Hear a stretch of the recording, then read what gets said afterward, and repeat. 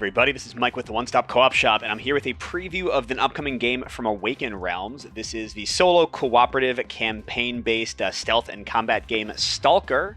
And it's based on a video game series that I have never played, but I did watch some YouTube footage, and it looks like kind of a first-person survival shooter kind of game. I'll be doing a solo playthrough of the first scenario, and then I'll be giving my thoughts and kind of a mini review at the end.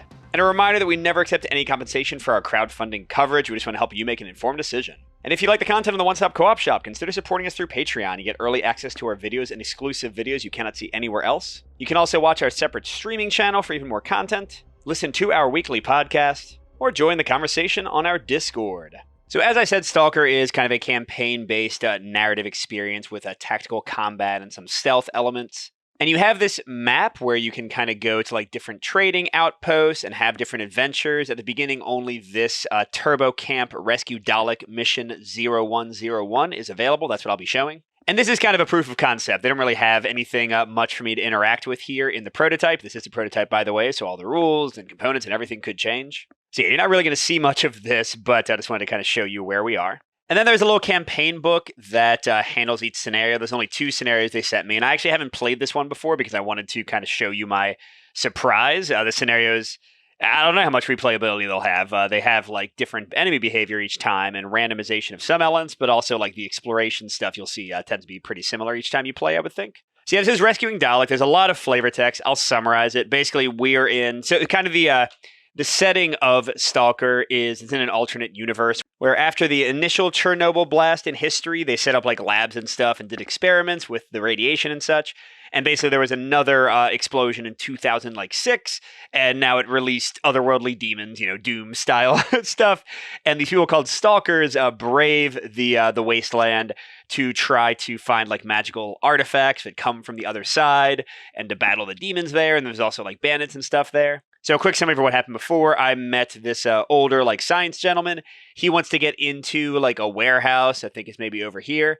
A guard helped him escape, this guy named Dalek.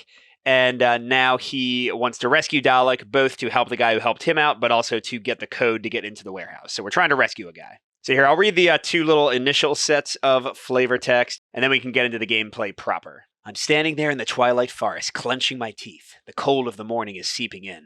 The mission is simple. Sneak into the camp, find Dalek, free him, get the hell out of there. I need to be as quiet as the night, but if any of those thugs spots me, I will give them hell. And Snorks, I remind myself, there might be Snorks around.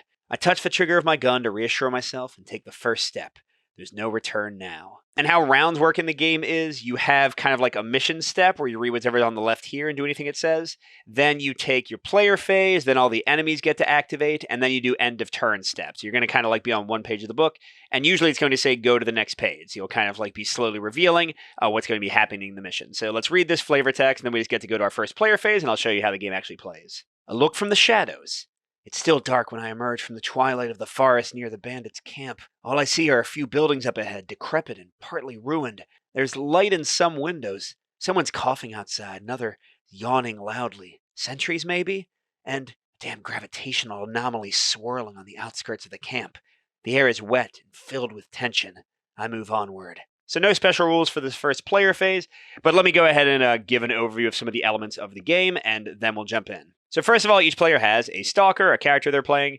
Here's the current state of the player board. Each person has a basic move and prepare action, but they have a unique version of like a longer action to move. In Borsik's case, the guide, he's good at moving far and being quiet. They also have a different set of action tokens. You have, I think they're short and long. I don't have the rulebook printed out. They sent me a PDF, so I've read it multiple times. I've talked with the designer. I think I got the details, but just be aware I could be getting things wrong. But yeah, so I think these are short actions and long. Each character has 1 long and 2 short, and it's based on their the back of the character sheet. Although, so far there's not that much variation between them. And basically, they each give you like a different bonus. So for all of these characters, you'll see if the other S.T.A.L.K.E.R I brought, I'm playing 2. They have a little arrow here, which means they get to do a free move action before or after whichever action they're using the token for. And then these other ones for Borsik are like roll mitigation. He has a reroll here, and stars are successes, so a free success. Everyone has armor. We only had basic leather jackets to start. I had 4 weapons to choose from. I gave Borsik an MP5 submachine gun, and you'll see my other character is a sniper. And then we were able to take up to 5 items, including a unique one for the character. So Borsuk's got this adrenaline shot that basically lets him take another turn after he's taken his entire turn. Pretty great. And then we can take up to 4 other items. And you can have 3 like actually in your hands ready to use at one time, and then as many as you want in your backpack. So I gave him 2 things of pistol ammo. Oh, I got to put some ammo on his MP5. I'll get to that in a second. A smoke grenade and a signal flare to kind of distract the enemies a bit. There we go. 6 ammo cubes. And like I'll talk you through what these items do as they come up. The big thing is every weapon, at least the ones I've seen, has like multiple ways to shoot. So you can do a single shot with his MP5 for a short action, or if he uses his one long action per turn, he can do a burst using more ammo, potentially shooting multiple people. And as you might imagine, a long action can be used to do a short action, but a short action cannot be used to do a long action. And here's my other character, Milady. They sent 3 in the prototype. I don't know if that's like the maximum number of players you can have. But again, I'm multi-handing. So she's got a bolt action rifle because she's a sniper and she has a passive ability. Oh, sorry, they both do. The other guy, Borsuk, is better at investigating anomalies to find artifacts. And she's better at getting headshots. And her unique move action is to sprint. She can move farther than normal. And I gave her a flashbang. Her unique item is camouflage, which lets her get rid of all the noise. You'll see the noise mechanic in a second. Basically, every action you take is going to cause noise. And then if you have too much noise close to people, then bad things will happen. And she's got some bandages and grenades for when things get hairy. And you'll see she has the same basic icon, just in a slightly different configuration as Borsuk. She's got a long action that gives a free success, a short action that gives a free success, and this one gives a reroll of any of her dice. Now, the main action of the game is played out here. This is built of tiles, just 4. I'm not sure if the maps will get way bigger, but this one's pretty, medium-sized, not hard to set up. The big thing to pay attention to are there are lots of yellow lines. Those indicate obstructions that will block movement, block line of sight, which in a, again, stealth-based game is pretty important. I just realized I don't have Milady out yet. Here's a look. Here's Milady the sniper. Here's Borsuk the guide, although in shipping his staff broke a little bit. And the scenario told me where to set up other people. So we've got 3 shotgun-wielding bandits and 2 AK-47-wielding bandits. It's a little hard to tell the difference. So these are the AK-47 ones. And their facing does matter. So again, it's maybe slightly hard to see in the way I have it now. I'll go to more of a top-down view in a second. But like whichever way they're looking, they can shoot you if you're like to the direct left, direct right, or it's straight in front of them. Whereas behind, they can't see you. There's also, as they mentioned, an anomaly over there. If you move into it, you'll face like horrific dangers, but then you can get like cool things like artifacts and stuff. And again, Borsuk, my guide, is way better at doing that. And then one of the really kind of unique and cool things here, although again, I haven't actually like looked at what they do on the other side, is that the scenario will tell you to set up cards like these that will determine like what actually happens when you go into a location or like peek into a location. So you don't really know what's what. You don't know where like the guy you're looking for is. There are other story cards that I assume will get revealed as you do stuff. These unknown tokens here will spawn more enemies, and that's based on player count. So like we're going to spawn more because there's 2 of us than if there was only 1. And we've got some loot tokens. If we move on to those, we can get an item. I'm trying to see. So there's 1, 2, 3, 4 buildings to investigate to start out. There's the anomaly. Over here is an exit, but it's not actually exitable yet. I need to do something to flip it over to its other side. And then over here is a power generator. It says if I go over there, I can probably take out the fuses and cut the lights for their camp. But there's a ton of guys right now. They've all got these red tokens, which are Overwatch. That means if I move to where they can see me, and line of sight is a little bit different than in most games. I'll explain it in a second. But yeah, if they see me, like at the end of any of my actions, then they can shoot at me. So we don't want that to happen. So those are some of the basics. You'll see like the core gameplay as we go. But let's go ahead and take our first turn. And we can freely switch back and forth for actions. Like I could have Milady take 2 of her 3 actions, and then have Borsuk take 1 action, and have Milady take her last action. You get the idea. So where do we want to go? We can peek inside this room. I doubt that they would have the guy we're trying to rescue literally next to the entrance, but we can still do it. There's also this unknown token, which is probably going to spawn an enemy. I think more of them spawn than not. Now to peek in here, it's a free action. That's why there's nothing inside the square. If I'm on any space with an eyeball, and eyeballs, those are like windows and doors. They also allow line of sight to enter another space, and you can move through there. So it's kind of like the wall is not even really there. It's just identifying where the where the building is. Now, in line of sight, this is, again, different than I've ever seen in another game before. It seems like it's probably going to be pretty straightforward, but I haven't actually, played with it yet. How it works is, as I said, all enemies take line of sight going in all 3 directions except behind them, so not here. And their line of sight goes as far as their range. So the shotgun guys have a range of 3, so they can see up to 3 spaces away. The AK-47 ones, which again is here and over in the upper left, They can see up to 4 away, so a little bit harder to sneak around. And how it works is you'll see like these spaces are kind of bizarrely shaped, and you go in a straight pattern, so there is like no diagonal line of sight. So here's an example. Let's say that I was here and this guy was here. So if I want to check in one direction, this one, I go into this room, okay, which is like that shape. It's kind of 2 spaces wide. And then I go to this one, which is also 2 spaces wide. And then I can go to this one or this one. And the fact that it's 1 space wide doesn't really matter. So for now, let's just say that line of sight continues in the 3 directions. So when you're looking around a bit, there's a lot of guards up here, like kind of heading toward the anomaly up there. Here, I'll tilt the camera a bit so you can see better. Whereas like only this AK-47 guard is really guarding over here. Although again, there might be people in this building. So I'm thinking maybe I'll have both of them kind of saunter along this way. Maybe one of them can look in the building. Maybe my sniper can try to kill that guard potentially. We'll see how it goes. So first, let's find out what's in this building. I'm going to have Borsuk use this short action to do a basic move action. You can move 1, but like I said, all of the action tokens for these 2 characters have the little arrow for +1 movement. And when you're doing something that moves you, you just add it to the total. So it's not like I do a 1 move and then another 1 move. I can do a 2 move total. And I think I do forget, I think you need to do like free actions like this after you finish an action. Like I don't think I can just peek as I run by. So I'm going to have Borsuk move a single space, and then make some noise. This gets into a super important concept, which are these noise tokens. You have the orange ones, which are small, like little noise, worth a value of 1, and these red tokens that are worth a value of 2.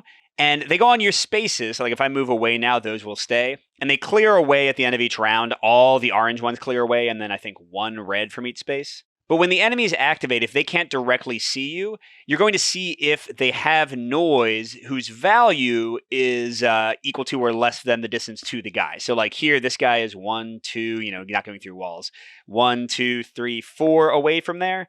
So 3 noise wouldn't do anything, but if there was a 4th one, he would run toward that noise. If they don't hear anything that's going to like move in one random direction, basically. But yeah, if the noise is high enough, they'll come looking. So that can be probably an advantage sometimes to draw people into where you want them. And of course, sometimes a disadvantage. But when you move, unless your power says otherwise, you just place a token in your final space equal to the amount you moved. So here there's 1 for Borsuk. Now that does mean that if Milady moves on the same space, we're going to be combining our noise. Whereas if Sheila gets to her own spot, we won't have that problem. And by the way, importantly, the unknown tokens inside buildings that can spawn more people, the main way they're going to spawn is if they can also reach an amount of noise, like if the noise is loud enough to reach them. Then like whoever's in there, if there's anybody in there, will reveal themselves. Okay, so I'm going to peek inside here for a free action, which will reveal the card. If I just walked in, I also would have revealed it. Okay, and let's see what it says. Interesting. I hear the screech of a radio coming from inside. Definitely not the place where they would keep Dalek then. Okay, if there are any unknown tokens in this building, flip and resolve them. Great. Then if you peeked inside and there's a bandit inside, you can either draw their attention, place 3 noise on any space in the building. That's good. Or listen to the enemy chat and resolve card E10A. Then we discard this. Okay, well, let's first of all see if there is an enemy. And, oh my gosh, I think that means there's 2 enemies. Yikes. And their A's, which are... Oh, here we go. Okay, so yeah. It's 2 AK-47 or 74 guys. That's not great. But okay, it looks like they don't have Overwatch tokens, which means they wouldn't shoot me if I like stood right in front of them, at least this turn. And they're facing to the west. But good God, that's a lot of people already. Okay, and then I can either put 3 noise down in either room of the building, which, as long as they can't see me, would probably be the loudest thing, and they break ties going toward the loudest thing. Or I can listen to their conversation. That seems more important, right? Yeah, let's do the E10A thing. So there's going to be another story card. And here we go. I skid to a halt. One of the bandits is yelling something to the radio. Where is that idiot who tossed the spare cell key into the electric anomaly? Yeah, the one in the shed. Electric, dang you, not the springboard outside the camp. Okay, so there's a key we might need. It's not in the anomaly we already know about, because the one that I showed you on the board is a springboard. It's inside of the shed. Can I tell which of these is a shed just by looking at the art? I don't know. Okay, flip this card. Okay, important finding. Spare key location. Someone has thrown the spare key cell into the electro anomaly. Keep in mind that there are different types of anomalies. Okay, there's information for all players. Keep this card next to the board as the other cards might reference it later. All right, cool. So I know there's a key. I don't know what it's for yet. I mean, I'm guessing it's for rescuing the guard guy because he's under their control. We'll see. All right, now what I want to do next. So how enemy movement works if they can't see anything is they go in the direction they're facing. If they're facing a wall and can't move forward, they would go a single space, by the way. If they're facing a wall and they can't move forward, then they'll turn 90 degrees and then go forward. And then you roll for a random way for them to face. I don't know if I already said that. So if I don't do anything terrible this turn, this guy's going to go there. Just kind of looking above, this guy will go there. This guy will kind of go there. But I mean, the big one is that this guy will get out of the way. Although maybe that's not that great because the shotgun guy will still be in range to see us. So yeah, I don't know. Yeah, I mean, I really don't want to like, gosh. I thought this game might be like super stealthy, but I feel like I got to kill some guys because there are just so many enemies.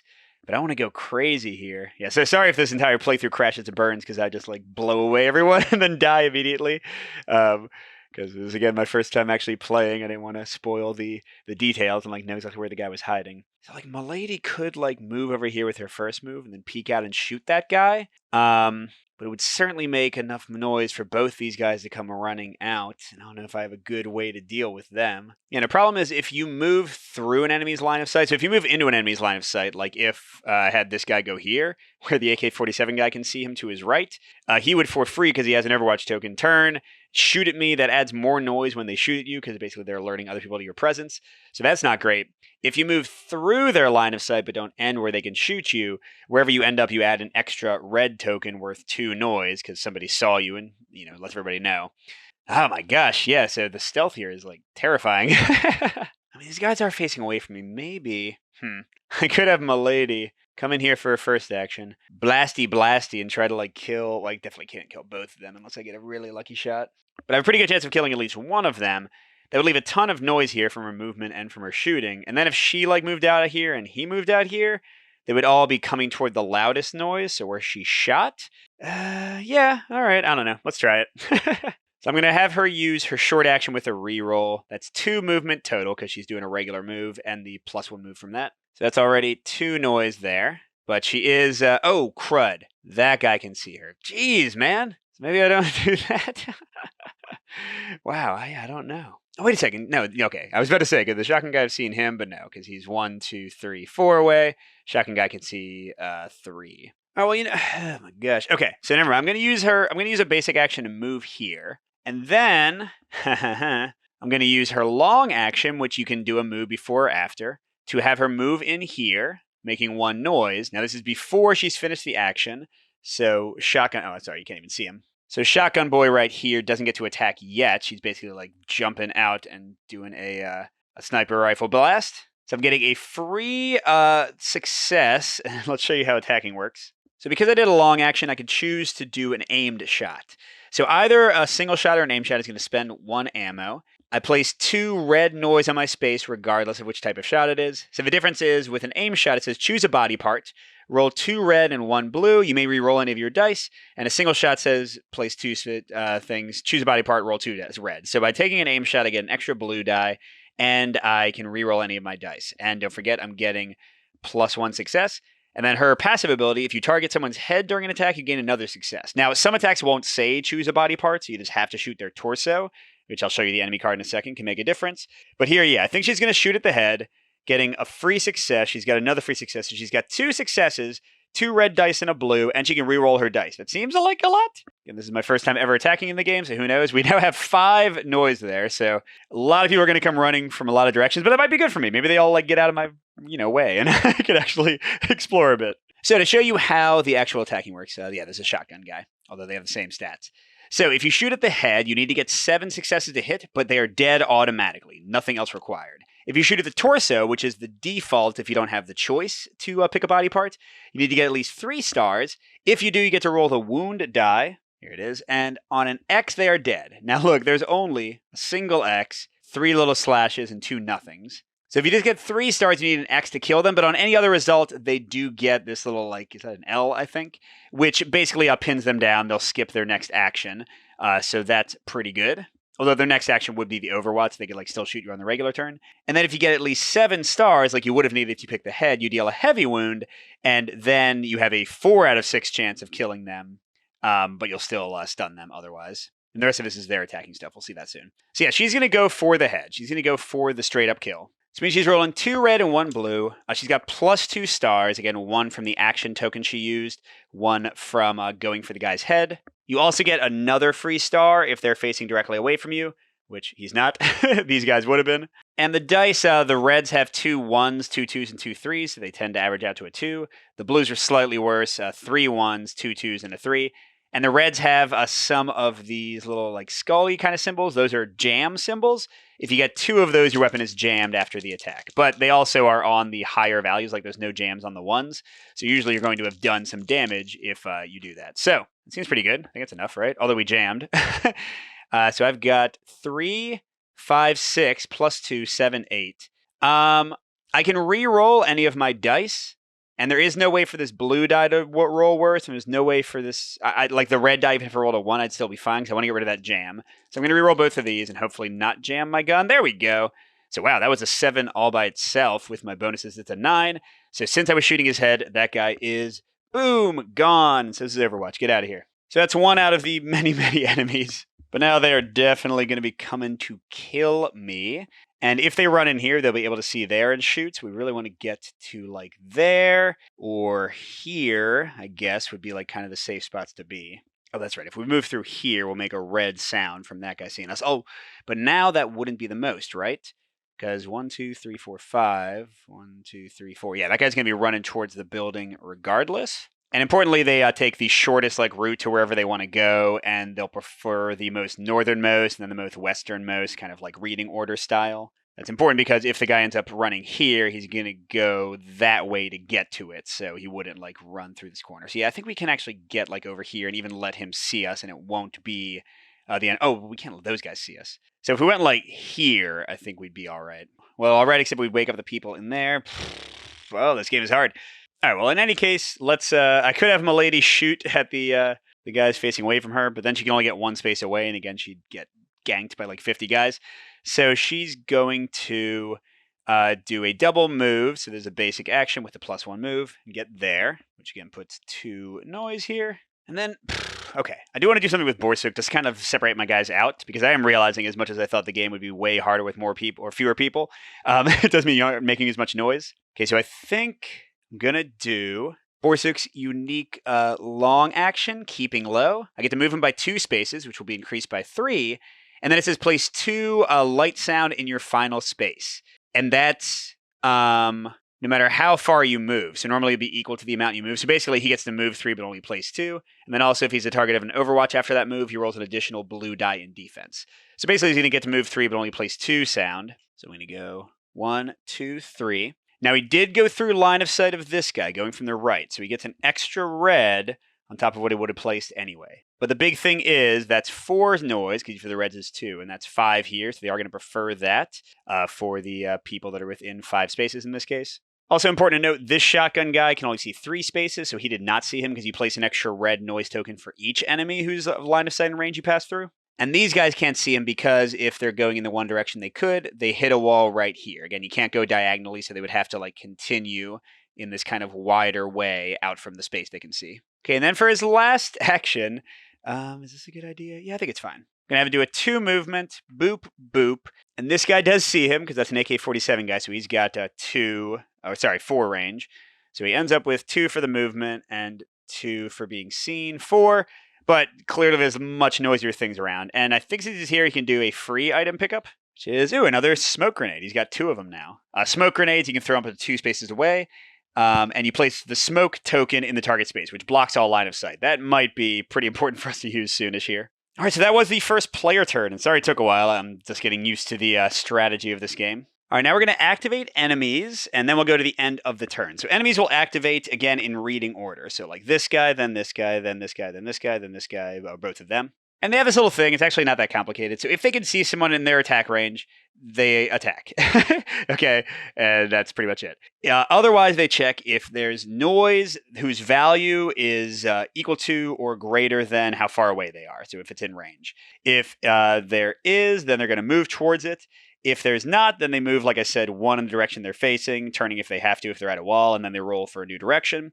And after either of those options, they'll try to shoot if they can now see somebody. And yeah, that's pretty much it. And then they'll get another Overwatch token just to kind of mark. So I take away all the Overwatch tokens because it's supposed to make it easier to mark which guys have already gone. So starting with this guy first. This noise is probably going to be the closest. So 1, 2, 3, 4, 5, right? Or 1, 2, 3, 4, 5. Okay, so he can't hear anything. Even though he saw me, it wasn't enough to make him worried. And he definitely can't see anybody to attack, so he goes in the direction he's already in, which could take him here or here. And you always prefer northernmost and then westernmost, so he'll be right there. And then I roll for a random direction, which is going to be west. All right, that's not the worst, and that's not the best, and I mark him with an Overwatch to show that he is gone. Okay, next is this guy. So 1, 2, 3, 4. He can't hear that. 1, 2, 3, 4, 5, 6. Okay, so he can't hear any of this stuff, so he's also just walking forward, and he's turning to the north. Ooh, that's great. That's like exactly where I want him to be. I can get a shot on his back, maybe. Okay, now, of course, these guys hear stuff. So 1, 2, 3, yes, within range of 4. 1, 2, 3, 4, yes. So when they can hear multiple things, they go toward the loudest one. Not the closest. That's the next tiebreaker, the loudest one. So this guy's going towards that. And all the enemies have 2 movement. So he's going to go, again, the fastest way. So 1, 2, 3, 4, 1, 2, 3, 4. With the being equal, they choose north, or they prefer north first. Okay, so this guy goes right there. And for their facing while they're moving, they always turn the direction they're going to move and then move. So he's still facing west after that move. And he can't see anybody to shoot, so that is it. He gets that. Okay, then this guy, of course, can also hear that. So he's turning and he's looking down here. But luckily we got out of there. Then finally, these guys, pretty obvious. They're going to each move in here, facing the wall. They won't be facing the wall for long, but for now they are. And they'll both get an Overwatch token. Okay, friggin' great. That was like literally the best. Oh, I forgot. Actually, so sorry. Hold on a second. Ooh. Yeah. Hold on. This is not how that would have gone. Crud. Hold on. Okay, so these guys are still here, still facing this way. I forgot all about this rule. So look, after an enemy moves towards noise, or doesn't move towards noise, if they can see a red noise in their line of sight, they remove one. So the only guy that would apply to is this one. When he got here, this noise got removed. So now that's, oh, crud. Okay. Yeah, that's that's not the loudest anymore for these guys. 1, 2, 3, 4. They can hear this one. So they're actually going to, no, they're going to go here and then gun me down because I'm like, hi, how are you? Yeah, crud. I forgot all about that. All right, well, let's show how me dying works. So AK-74, attack. So first I place a red noise on me. See, I didn't think about this, that the noise situation can like alter drastically as stuff goes on. Okay, and then if they're within range 4, they're going to do a 5 damage attack. Oh my god, that's a lot. So how that works is I look at my armor, which is just basic leather jacket. Not really good at stopping assault rifle fire. I've got 2 blue dice from it. And its special effect is for each star I roll, I reduce an attack by 1. And you have to completely cancel out the attack. So I got to get 5 stars. There's a single side with a 3, and then 2 sides with a 2 on each of these. Seems unlikely. 5 stars or I'm getting hurt. And what? Milady dodging bullets. She's matrixing it up. I mean, it won't happen again, but still, that was amazing. So she does not get hurt. Otherwise, I would have drawn a wound card. And then after you have 3 of those, you can start dying. Okay, and then they resolve their after attack. Okay, so if possible, move up to 2 spaces to the closest space with no line of sight to the attack target and turn the model toward the last space it came from. So they kind of intelligently get into cover. So, okay, so that still has line of sight to her. Okay, so here's a better example of what I was trying to say. So here, even though he's in a thin space, you don't like go straight forward, ignoring like that half of the space. The second that his little eastern going view hits a big square, he can suddenly see through the big square into here. So that's the only time kind of diagonal movement happens, when a wider location space lets you kind of get there. I don't know if that makes sense. Anyway, okay, so he's running away to here. He prefers a more western one. So he goes here, and then he turns to face where he was. Great. And he's got an Overwatch. It's like, yeah, come on, baby. I'll shoot you. And yeah, now, let's see. This guy wants to move 1, 2. I guess either way, he's going to end up there, able to shoot at her, even though these are equally loud. Well, actually, they're not equally loud anymore, because... And yeah, I don't think I'll get that lucky again. Dude, I almost did, though. Okay, so that's a wound card. I haven't got one of these yet. Okay, so that's right. You only use your radiated side if you get radiation stuff generally. I am bleeding. Oh my god. At the end of each turn, I roll the wound die. On the 1 out of 6 chance, I gain a face-up wound. On that's, what is it? 50% of the time, I'll get a face-down wound. So face-down wounds, you don't resolve them, like there's bleeding every turn, but they can still kill you. Now, Yes. Luckily, Milady has a bandage pack, which as a short action, she can dress a wound. And that means that you flip a wound down. It still is one of your 3 wounds towards being close to death, but you wouldn't have to like keep on resolving its effect. But yeah, so right now she is bleeding. Man, this game ain't messing around, is it? Okay. There we go. Physically bleeding. All right. Okay, and he does the same thing the other guy did. Hello. And he's also on Overwatch. This is just grand, everybody. And we aren't done yet. It's the end of the turn, so we're going to resolve all of the like, what are they called? The unknown tokens, which happens if they're within range of noise. So this one, 1-2 is clearly, so we're going to reveal it. And it's a single AK-74 guy, if I have any more. If not, it'll be a shotgun guy. I know that I had 4 of each, so it's definitely going to be a shotgun guy. And he's facing north, and he has an Overwatch token. And then, is this one going to get revealed? We've got... oh, I'm sorry. Actually, yeah. There's a max of 3 red and 3 orange in each space, but we didn't break that at all. So this is 4, 6. So 1, 2, 3, 4, 5. No. 1, 2, 3, 4, 5. Okay. It seems like no. The ones in the north are still too far away to hear us. Okay, and then it must have been nothing. We remove all orange and 1 red from every space. So the only noise that remains is the extra red that got placed from them shooting me so much. And to close out our first just absolutely lovely round, we're going to roll for her bleeding. Ah, darn it, she does get a face down wound. So just means once she has 1 more, then I forget how it works. I think like every turn she has a chance to die. I really don't want that to happen. So I want to try to bandage her this turn. But unfortunately, that would take a prepare action, which is a short action that everyone can take that lets you freely switch around your items and stuff so that in her case, she could actually have the bandage to use. But she also needs to get the heck out of dodge. How are we looking line of sight wise? Clearly, if she goes here, she's going to get shot by both of those guys. Unless she like throws a grenade or something. And actually, grenades don't need line of sight and have a range of 2, so she could throw a grenade from where she is, which would make a huge noise where the grenade is. And 1, 2, 3, 4. 1, 2, 3, 4. 1, 2, 3, 4, 5. Okay, so if this guy heard the grenade, he would come running this way and wouldn't see her. And nobody can see on the east over here. So yeah, I think she might throw a grenade at those guys and then run back east and try to bandage herself or something. Well, that's too many actions, isn't it? Yeah, let's see how her life choices go first. So she's going to use a prepare action to switch out flashbang for a grenade, and I guess her rifle ammo for a bandage pack. So that was 1 basic action. And she could move, but she doesn't want to yet. She might do that in a second. Oh, God, she might not, though. I don't even know. Okay, then for another action, she's going to dress her wound. Okay, so she'll discard this, and she is still hurt, but not actively bleeding. I should have brought more of those in retrospect. And then finally, she's going to throw the grenade. She's using a longer action than she needs to. It's a 2 red range. She can place. She places 2 red noise on the target space. She rolls 3 red dice, but it has to be targeting torso, and it affects everyone on the space. And then it's discarded. And she's going to have, I guess, still +1 star. I would assume so. So 2 red noise here, which means again they're going to be running towards that and not her. And I think it's a single 3 red dice roll that affects both of them. And I got +1 star. Since it has to go on their torso, if I get 3 stars, which I will automatically get, they will have a 1/6 chance of being dead. Otherwise, they'll be pinned down. If I get at least 7 stars, they have a 4 out of 6 chance of being dead. So I'm hoping for that. Come on, come on. Okay, that's definitely enough. Yeah, it's 5, 7. So I assume the +1 star helps, but even if it didn't. So I have a pretty good chance of killing each of them. But let's roll for it. Okay, first guy. Yes, dead. Ooh, he would have been dead even on a slight roll. Second guy. Ah, darn it. Okay, so one of them is dead. And the noise is still there. The Overwatch is still there. This guy is pinned down, so he's going to... like if he did the Overwatch, he would lose his turn. If he doesn't do the Overwatch, he'll just do nothing on his turn. But that is Milady's entire turn. Now... Oh man, I just realized like if they start looking at the reds, they might go away and then she might get attacked with that. Crud. Well, you know what? Okay, let's try this out. I'm going to have Borsuk. I think this might guard her. Oh, crud, I forgot. I never read at the beginning of the next day. Lights out. My heart is pounding. My footsteps wet in the mud. There is the clack of a working machine, a generator maybe. Crisp pre-dawn air is tainted by the odor of gas. Suddenly, all lights in the camp go out for a second and it gets surprisingly quiet. Just as suddenly, the machine starts humming again, even louder than before.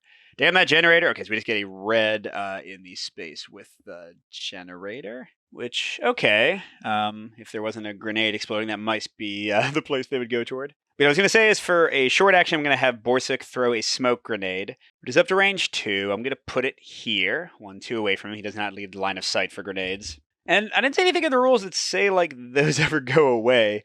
So I don't know. But anyway, after he throws it, which makes no noise apparently, he can do his one free move for the action token he used. Actually, you know what? I'm not really sure what to do here. I'm going to say forget the smoke grenade. Maybe I try to kill another guy instead with his his MP5. He's got 3 range, so I can reach the guy. And if I use his lawn action, which would give me the move first, then...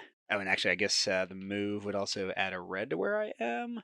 Oh, crud, because, yeah, I think that's right, since... Or no, wait, would he... Does he shoot me immediately? No, I think I do the move. I mean, I think I do the move and then get to shoot him before he overwatches me. I hope that's right. So I'm going to say that I don't put a red down yet. And then, yeah, I'm going to do a burst. It has to be my long action. For him, that means he gets to re-roll. He doesn't get a free star. No, and I can't aim at the guy's head. That makes sense. I'm going to put 2 red noise on my space, and then I'm going to roll 3 dice, hoping to get, God, I guess 7 stars. So that's not there. That is there.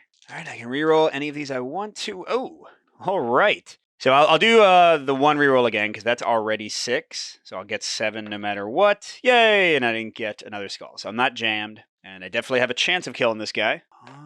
Yes, okay, good. So he is dead. You know what? Apparently we're going to be murder people. I'm going to use this action of his. Free star and a move. So he's going to move there first. Behind this guy. No line of sight there. And he's going to do a single shot, which is all he can do with a basic action. So that's 2 red dice, but plus 1 star from the action to use and plus 1 star for shooting behind the guy. So I have like a kind of, I don't know, 50-50 chance of getting this here. So that's going to be 2 more reds. Plus 2 stars or whatever I roll.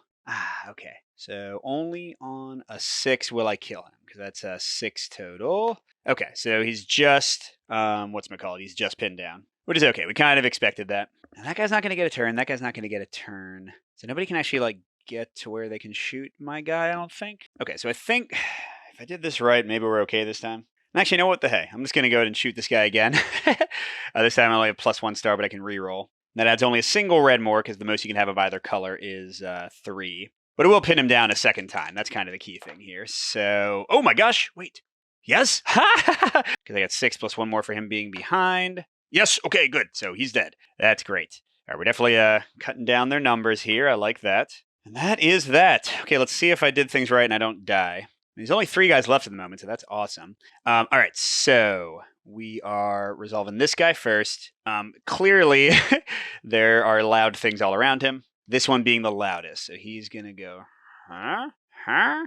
And he can't see us to shoot. So because he's in line of sight range, he gets rid of one of these reds, which isn't going to really affect anything. Okay, then this guy can clearly 1, 2, 3, 4, 5. I mean, yeah, this is so loud, everyone can hear it.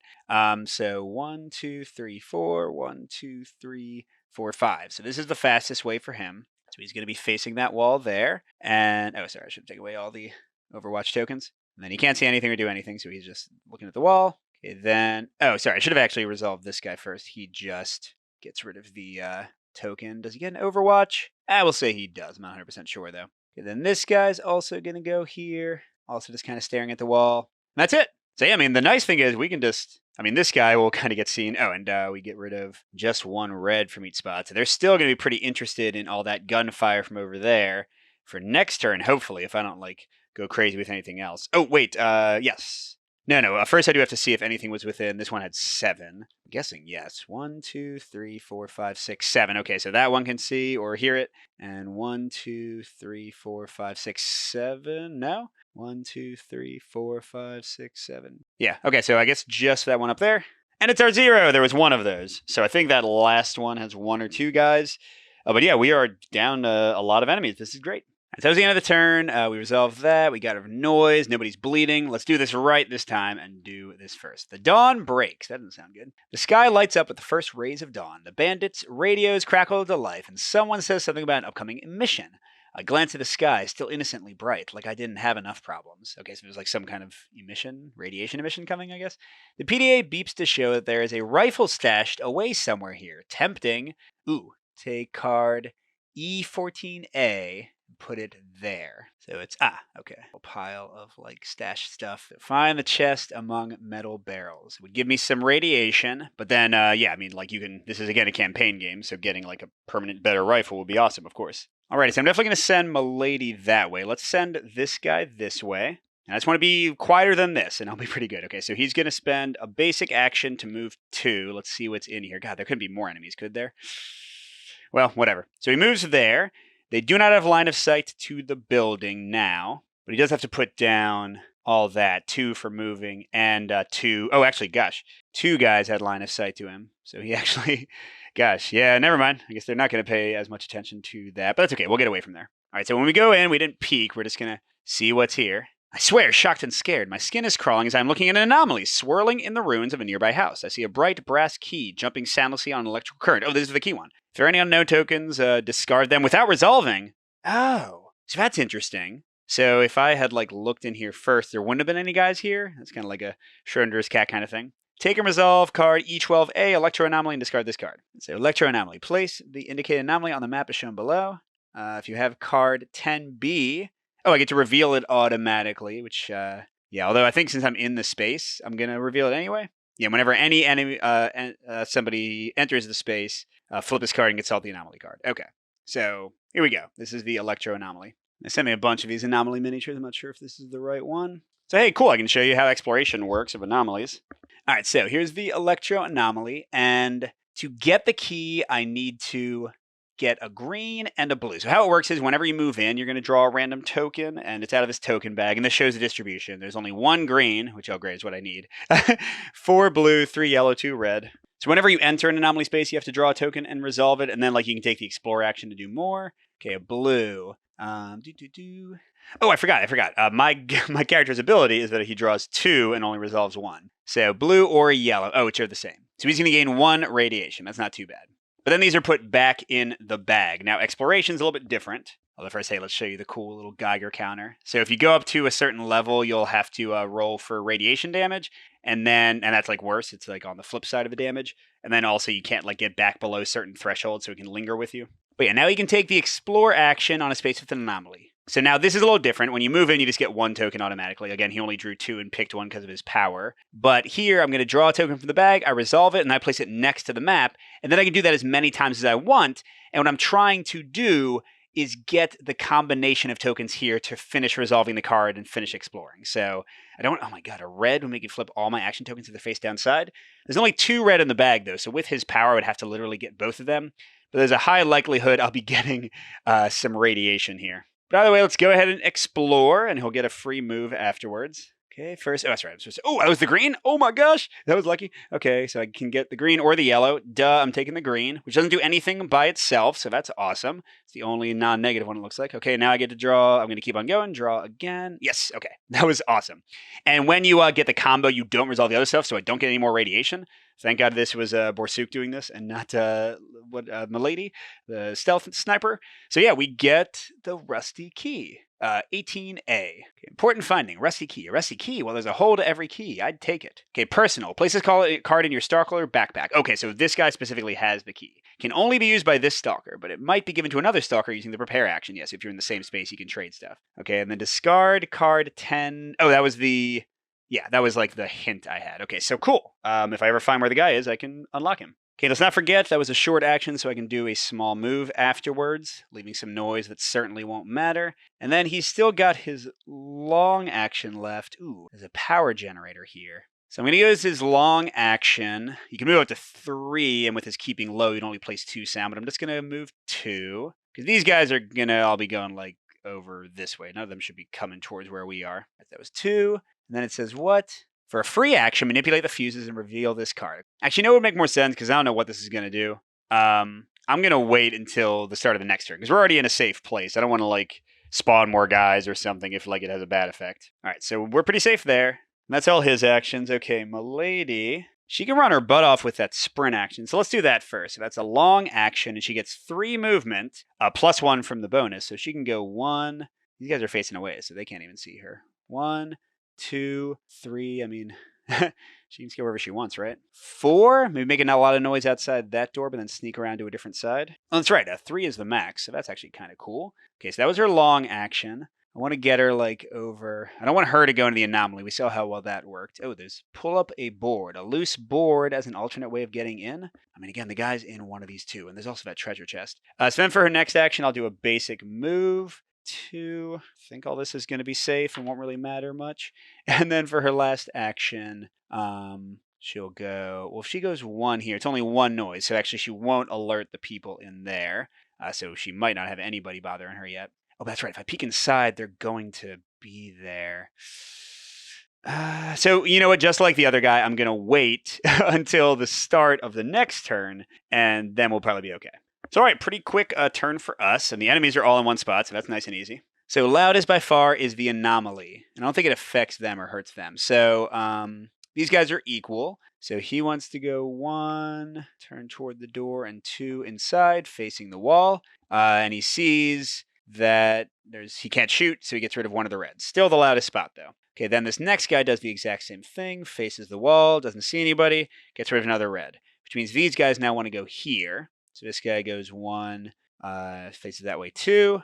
Doesn't see anybody, gets rid of 1.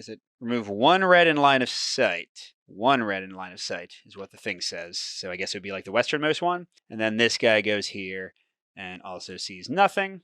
Okay, so the enemies are still kind of not looking. Yeah, I mean, they still don't have any line of sight to any of like the northern spots.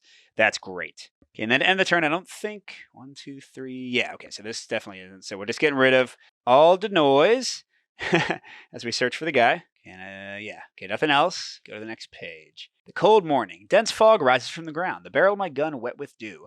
Clouds gather above my head, thick and gray. It looks like the emission won't pass me by. I should hurry. Okay, so nothing yet new, but we know like badness is coming. So, all right, let's start with seeing what's what. So he's going to reveal this card. Okay. And what's it say? Damn, fuse must have blown again. One of the bandits shouts. This may get their attention. Without stench of burned gasoline, the smell of the wet ground and grass almost overpowers your senses. Without the stench? Okay. Yeah, so see, I'm glad I waited. 2 red, which means now they'll be looking over there. Although, do I want them to look over there? Well, whatever. They are. All right, now before I do anything with him, let's see what's over here. Because probably we're going to have another enemy. Okay, so she's peeking inside for a free action. A quick look inside tells me everything. Another devastated, urine-stinking room. But I spot something on the wall, a sheet of yellowed paper with some outlines. Could it be a map? What wouldn't I give for an alternative escape route? Okay, if there are any unknown tokens, flip and resolve them, and then place 17A here. Okay, so it's a shotgun guy who has less range to see. And he's facing away from me? You gonna die? But he does have an Overwatch, but that will not help him. So it was a 17. Ooh, an alternate escape route. Okay. I have to like go in. No, there's no way to interact with it. So I guess it just exists. But yeah, so it seems like, I mean, this is pretty obvious to predict, I guess. It seems like probably the guy we're trying to rescue is over there. So with that in mind, let's have, oh, crud, you know? I forgot about cover. Yeah. Because I think did I shoot a guy in a building? I don't know if I did. I forget. I think it just like removes 1 success. Yeah, sorry. Again, like I don't have the rules to quickly refer to. So I did. I think I might have forgotten to use cover in at least one of these attacks. I'll try to leave a subtitle when I go back through editing the video. But anyway, let's have Borsuk. He has all his actions back. So I have him use a basic action first to move 2. Get over here, and he'll peek inside. Okay, an overturned desk, a half-rotten armchair, and bullet holes all over the wall. The overwhelming stove is sending puffs of smelly smoke. Lovely. Okay, flip any unknown tokens, and then place 13A here. Ooh, trapdoor. Okay, cool. Okay, that's gotta be the guy, right? So I have to be in that space. Under some old newspapers and cans of uneaten fruit, there is a trapdoor with a massive hinges and a lock. The lock is oiled, probably the only well-kept thing in the room. Someone is moaning down there. Could it be Dalek? Okay, cool. We'll do another short action for 2 moves. Oh, crud. Wait, can this guy see us? No, he's facing away, but he could soon. Okay, whatever. Then it's a free action to inspect the trap door. And there he is. I kneel on the sticky floor and see him through the gap between the floor and the door and the floor, curled up in the corner. He never stops moaning. Now the key. We must unlock the trapdoor and get him out. Okay, I could have shot him and just placed a ton of noise. But I do have the rusty key. Yes, this guy does. Yeah, okay, this is the right one. That's awesome. Unlock the door. It's a immediate action that's also free. Take and resolve the rescuing Dalek card 19A and discard this. Heck yeah.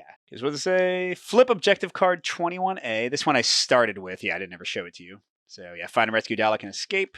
So now we just need to escape. Cool. And if any player dies, we lose. We came pretty close. Flip escape route card 1. Ooh, and if we found alternative escape route card 17, flip it. So cool, we got lucky there. So does that mean we can just like run away through here? Yeah, it's a free action. If we get up to that space north of the building, we can get out. That's great. That makes it a lot easier. Definitely faster than getting all the way back down here. Okay, and then we flip this card. Important finding, Dalek. I got Dalek. Now I have to go back. There's information all for players. Keep this card next to the board. Okay, so nothing new there. And that stays. Okay, so we just need to escape now. Although we could probably get an artifact by going in there. And we can get a new rifle by going here. But the enemies are coming that way. Well, in either case, I'm going to have Borsuk use his last action to move 3, only placing 2 time. And yeah, I'm going to have him go toward that new item. We'll just pretend we're playing a, an actual campaign and try to get the good stuff. Whereas Milady, I think I'm going to try to have her shoot that guy just to take one annoyance out of our way. I don't think it'll reach the enemies. So she'll go for her long aimed shot. So she'll move 1 first, which is going to place a noise, and then she'll shoot, yeah. So it's behind, +1 success. Action token, +2 total successes. Her power, because she's going to shoot for his head, 3 total successes. And she's rolling 2 red and a blue, and she just needs 4 more to get an automatic kill from the headshot. Now we're going to, I think the shield is extra, 2 hits needed. So we're going to say that she needs to get to 8. And I can check the rules later, see if that's wrong. So what she has, she had 3 free hits. Oh, and she can re-roll, oh my god. Yeah, she'll re-roll all of those. Okay, wow, I still almost didn't do it. Okay, so if 8 is right, if that's how the blocking works, then yes, that guy is gone. Cool, so we just have the 4 people at the bottom. That was only her first action. So I guess she could run down and get this loot, couldn't she? Oh, wait, no, these guys are going to go 1, 2 to get there. Be looking right at her. One of them is an AK-47 or 74 and would have 4 range. The shotgun guy would not. All right, well, I think just getting the treasure chest is probably enough. Although, oh man, Borsuk's going to get 2 more radiation from that. Can Milady get there? 1, 2, 1, 2. Nah, she'd be the same distance away as he is. Although she's got the sprint ability. So yeah, okay, she'll go 1, 2, and then 1, 2. Oh god, that's going to put a lot of noise there. Well, not a lot. There's only max of 3, so it'd be like that, like that. I don't think anybody can reach them anyway. All right, so we'll have them both try to, or she'll get the treasure chest and then try to sprint away, and then he can just get out quickly. All right, here we go. Enemy activation. Enemy activation. Pretty sure the only sound that any of them can hear is this 4, because 5, 1, 2, 3. Yeah, no, none of them were close enough to hear me shoot that guy. So I don't know how you break the tie. We'll have the AK-47 guy go first. So he hears that. He goes 1, 2, and he sees this, so that goes away. Okay, and then now this guy can't hear that because it's 1, 2, 3 away, so he can't hear anything. So he's going to keep turning right until he can walk forward to there, and he's facing X. I guess he just keeps the same is what I would guess that means. All right, and then this first guy is going to go here, and then he's facing west, and then this guy's going to go here, and he's also facing west. Okay, so yeah, I mean, at this point, they're just all scared because they've seen us kill most of their guys, I guess. The sound's coming away except for 1 red sound left over from my gunshot. Okay, if I have enough movement, this should be the last turn. Uh-oh. Alarming sounds. Thunder cracks through the morning air. Nearby bushes rustle and wave as something makes its way through them. Too small for a human, too fast to be ignored. I hear low, muffled growling. Shivers run down my spine. What? Could this be a snork? Did the coming emission startle those hideous beasts out of their hideout? Snorks! Take card E15A and place it on the map. Take card E16A and resolve it. Okay, so they're kind of down here. So that's like a spawn point, I'm guessing, the exclamation point. Okay, and E16A. Okay, we get a new enemy. Place it next to the map and place 1 Snork model there, facing west with Overwatch. Here they are, little gene stealer, mutant-y kind of people. And a cool thing, although I don't think the mission will last long enough for this, is that these guys will fight each other. So the Snorks will kill the bandits and vice versa. Let's see. So they're also killed automatically from a 7-star headshot. They only need 6 stars to have a heavy wound with a torso shot. And they have up to 3 range. Oh, they jump onto your space and place noise there. So they're not, yeah, interesting. We're going to try to have them not matter. So Milady's going to use a basic action to move here. Again, I think you have to be on a space to do a basic action. So that's 1 noise. Okay, and then she's going to go ahead and find the chest among the metal barrels. Gain 2 radiation, just spreading it out a bit. Still no actual danger. And reveal this card. Found it, a real treasure that could come in handy. Gain card 20A. gain a rifle ammo card from the loot deck and shuffle that deck. And you may then perform the prepare action. That's cool. So it's ooh, Vera. Is that a Firefly reference? Wasn't that like Jane's gun? So let's see how it compares to her current rifle. Okay, so less range. Oh, because this is a AK-47-74. That's why. More ammo, of course, because it can probably do fully auto. Passive. When you deal a light wound, deal a heavy wound instead. So that means like torso shots for 3 stars would still have a 4 out of 6 chance of killing somebody. That's crazy. Oh my gosh. And the burst compared to the MP5 is rolling 4 red dice instead of 3, although gotta pitch 3, so it's way noisier. And then a single shot is identical, it looks like, to the MP5. So that's pretty great, man. Anyway, you could equip like a whole bunch of stuff, but let's not worry about that. Yeah, the only guy who could possibly see us can't see us, right? He can see that way, he can see to this space and into there, but nobody can see us like where we need to move. So Milady can go 1, 2 for a basic move, and then sprint 1, 2, 3, and then get the heck out of dodge. All right, and then he can go a basic move, 1, 2, and then another basic move, and also get out. Yay! It says we resolve this. S.T.A.L.K.E.R stumbles and trips over a few times, his arms and knees trembling. God, he smells, but he's alive, and nothing else matters. I help the poor bastard out, and soon we all quickly disappear in the morning mist. Bandit shouts dimming in the distance. Congratulations, you have saved S.T.A.L.K.E.R. Go to campaign book, page 26. Okay, get the guy out of here. S.T.A.L.K.E.R is beyond exhausted. His face is pale, knees trembling, a trickle of blood running down his cheek, but he fights on. Step by step, the edge of the forest draws nearer and nearer. We quickly disappear in the morning mist, putting the camp behind us. S.T.A.L.K.E.R is saved. I made it. You win! Congratulations! You have saved S.T.A.L.K.E.R. Place sticker number 1 from the sticker sheet, 01, on the zone map and go to page 31. Yes, this looks sort of, Gloomhaven-ish. So it looks like we're covering up the mission to show we already did it. I always say these okay, that's pretty close. Yeah, it actually looks pretty good. Good job, Mike. All right, then part 2, the fray in the fridge. I'm not going to play the second scenario, but I'll kind of show you how it's going to start. Running away is the worst part, I swear. The cold air burns my lungs, my legs heavy like lead. S.T.A.L.K.E.R is all beat up, but appears weaker than he should be. He doesn't want me to see his hand all wrapped in dirty rags. At one point, we were both too exhausted to run, so we take a break. I listen. No sounds but the chirping of birds and the distant cry of a mutant. There's no pursuit, but S.T.A.L.K.E.R assures us there will be one soon enough. He has heard that the leader of the Turbos, a scary bastard called Piston, is returning soon to the camp. His cronies were waiting for him to begin the real interrogation. He shudders violently, no doubt visualizing what it would look like. We catch our breath and move on. We haven't got far. All right, and then it looks like we would get to place more stickers down. We could do some kind of resting. They had a whole extra mission with a boss you could fight against. But let's go ahead and give my thoughts on what I actually played here, what I'm excited about, and what I have some concerns about. So first of all, I think the character management seems pretty cool. I like these action tokens, the flexibility they give you, and the little bonuses. Although I do, just like in the prototype they sent, almost everyone is kind of the same. They just have slight variations in which icons they have. So it'd be cool. I'm assuming they'll have this kind of thing. It'd be cool if some characters got +2 movement, but no bonus to attacks, or very different things on here just to change them up more. That being said, I totally forgot about. Borsa got an adrenaline shot to get an entire extra turn. Milady had camouflage. So I didn't really use their unique abilities too much. Although Borsa, his anomaly thing was huge when I was trying to get the key. And Milady's +1 star for headshots certainly helped. So it seems like there's some variety in characters, but I hope they kind of push that even more. The item variety seems pretty cool so far. I'm sure you'll unlock a bit more. I didn't use as much as I probably could have or should have. Probably popping some smoke grenades early on would have helped us to not get shot in the first place. And then just seeing how much better this AK-74 is than our basic weapons, and I'm assuming he'll get way better armor, maybe some Fallout style power armor by the end.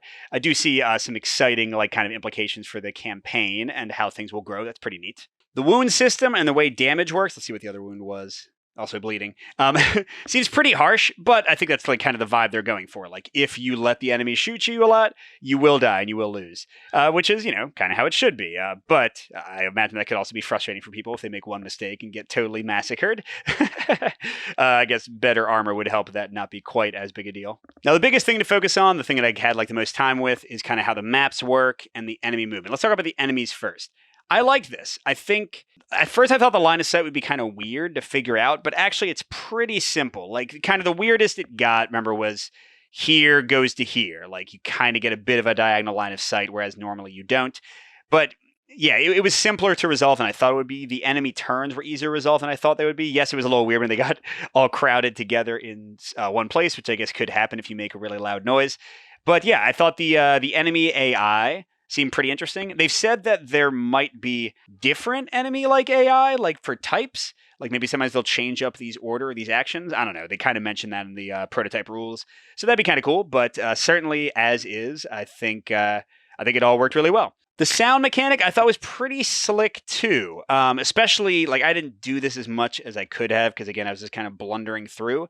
But it reminds me like a little bit of something like Burn Cycle, which is my favorite board game with stealth right now. In that there are lots of possibilities for decoys. You know, like just throwing a grenade over here just to make some noise and having them go that way, or shooting somebody over here but then running the opposite direction. So I think that seems pretty neat. Could be like a little bit fiddly with all the tokens, but as you saw, they tend to clear away pretty quickly, and it's pretty obvious like which one is the most important one. So I think I generally like that. Now, I will say, just based on this scenario, who knows? There were so many guys like very quickly. I thought this might be more of a kind of like a burn cycle where you're mainly sneaking and combat is a last resort. But it seems like they're leaning a bit more into the combat mechanics. And like, at least in this scenario, it seems like it made more sense to kill as many people as possible and then just try to like get the rest of them out of your way. So, I don't know. Again, it's not much to judge on, just like this one scenario. I could have probably played it very differently and tried to be stealthier and done more decoys. But in any case, so far it seems like probably there's going to be less of a stealth focused game and more of like a stealth combined with combat. I mean, clearly I could not have killed all the guys, so stealth is always going to be like a factor. So yeah, I think that's kind of cool. Just maybe based on this, at least, I wouldn't necessarily come in thinking this is going to be 100% stealth, and it's not trying to be, I don't believe. We didn't see much of this, but the idea of like different factions attacking each other, like I love in Fallout when, like what are they called? The Death Claws. When like a Death Claw comes over and like starts fighting with like some Brotherhood guys or whatever, and I can just like kind of sneak around or headshot both of them. I think that kind of stuff is tons of fun. So even though we didn't quite get to see that in actuality here, I think it would have been pretty hilarious if that had happened. Another thing I like so far is like the anomalies and the items and the loot because, this is supposed to be, at least the video game is a survival game. So it can be pretty impactful, I would assume, if you get like certain things. Like the fact that I now have this awesome assault rifle seems like it'll majorly change up like how the next scenario goes. If I hadn't gotten it, that would be an impactful thing. So I think kind of like the potential push and pull. Like I didn't get many of the loot tokens. I didn't get the artifact here. Like let's see what that would have been. Okay, so oh my gosh, it would have been a hard one to do. But if I had done it, I would have gotten a stone flower. So you gain 2 radiation when you use it. Then when defending, add 1 blue to your roll. All right. I mean, that one's not too exciting, but I'm sure there are other cool things in here. Oh, add 1 to your rolls. Heal a wound? That's ridiculous. Chosen enemy in range 2 gets pinned down. Okay, so like these seem cool. Kind of a risk reward or at least like cost reward thing where you're taking radiation to use them. Thematically, that seems interesting. But yeah, so like the how long do you stay? Because, I could have stayed longer and tried to get more loot. I wasn't in a ton of danger yet, but there was like a storm coming. I didn't see what would happen with that. So yeah, I made the choice I did, but that should give some replay to the scenarios. I'm assuming you'll never be able to get everything. Now, speaking of the scenarios, I really like this mechanic. I like the idea of like flipping things over and the map changing. It reminds me a bit of Agamonia that I covered like a year and a half ago. Super excited for that one to come. That's in a more fantasy setting. Now, it does mean that, as I said at the beginning, there's not going to necessarily be as much replay for a given scenario. But here the enemies would have acted differently. I could have tried a very different strategy. I didn't get all the loot. I did see basically every explorable card. So there wouldn't be much more to see here. I didn't see what happens with the storm. But, again, I'm sure the scenarios will get more complicated and bigger and we'll have more stuff and you won't necessarily get to all of it. But yeah, I think this is a cool system. Will it limit replay? Maybe. But I'm certainly excited about the implications. And I think it looks great even in the prototype. Like the cards kind of blend pretty seamlessly. And the effects are really like easy to kind of parse at a moment's glance. The final thing I want to talk about, I'm not sure about this yet, but I do feel like it could be a concern. Player count balancing. So again, they sent me 3 people, and I could have used 1, 2, or 3. And what would have changed? The number of enemies on the board to start exactly the same for all player counts, at least in this scenario. The number of enemies in the buildings, identical for counts 2 and 3. You would have used the same unknown tokens. These ones that spawn people. With player count 1, there would have been fewer. So, okay, that does mean a little bit fewer enemies for 1 player than for 2 and for 3. But with 3 players versus 2, there's literally no difference. You're going to have the exact same number of enemies coming out, but there'll be one more of you to take damage, one more of you to take radiation, one more of you with ammo, one more set of items. So, yeah, I'm not sure about the player balancing yet. Now, what I will say is that having 2 people running around and making noise, especially at the beginning when you're near each other, that was bad. Like, I would have loved to only have one person and really sneaky style, like, go around and try to get around the enemies. But I don't know yet. It seems like there maybe should be more balancing for more players. Like, I wish there were maybe a few fewer people on the board if I was playing one player. But again, it's only one scenario. The game's still very much in development. But I do have some concerns over like player count balance. I would love for true solo to be a real option. Even though I think for this kind of game, it's kind of cooler to have like multiple players. But, you know, I want to like go back to my Tenchu stealth assassin or my hitman days and pretend that I'm like sneaking around as one person. So I do wonder if they're going to like balance things more, if there will be more stuff. And also the big thing I didn't say is time with more players or fewer players. Because we saw, you know, like there was a storm coming and there were a limited number of turns. And if I like didn't, you know, get the guy out quickly enough, that probably would have been terrible. So if I was only one player, it would take so much more time for me to like get around people and cover the different places. Having 2 allowed me to split up and see the buildings more quickly, find the guy, find the key, you know, all that stuff. So yeah, I'm just not sure. Like, it feels like if this book is a set thing and the number of rounds you have for a mission never changes, how is that going to be balanced for player count? How are the enemies going to be balanced for player count? You know, how is this the coverage in the mission going to be balanced for player count? I'm not sure yet. I can totally see this potentially, if they don't change anything, being a game where like kind of like Too Many Bones. It's like way easier at some player counts and way harder at others, which is just something to be aware of. Dual handing characters was not difficult at all. But yeah, just another concern that I hope they address as the crowdfunding happens and as the game goes into development. But thanks for watching, everybody. I hope this gave you some feel for kind of the play of the game. I'm sure there'll be other previews, maybe showing the other missions or playing through this mission in a different way with different outcomes. But for now, good gaming, and I'll see you at the next stop.